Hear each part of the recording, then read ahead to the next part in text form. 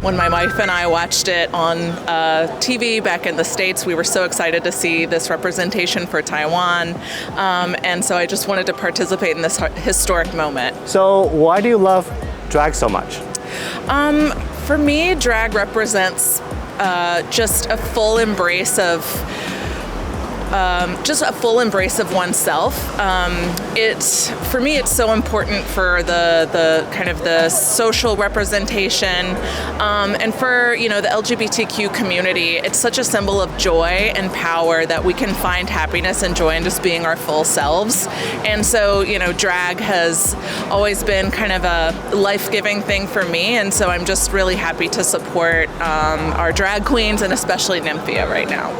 What does that mean, being the first East Asian queen on RuPaul? Well, so I don't want to speak for my, friends in the Asian American community, but I know that her representation meant a lot for them as well.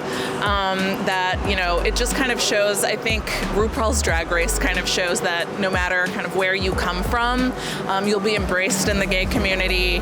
And in the U.S., I think people really came around Nymphia and embraced her, and were just as thrilled for her as, an American queen.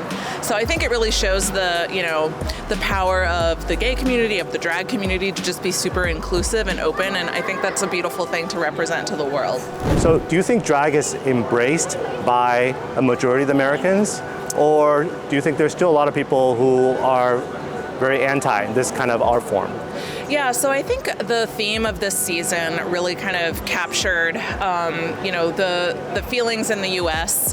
that there are a lot of people who actually are using drag and targeting drag as a way to kind of exercise their conservative political opinions, to try and kind of bring us back into a time where social rights weren't as equally shared among people.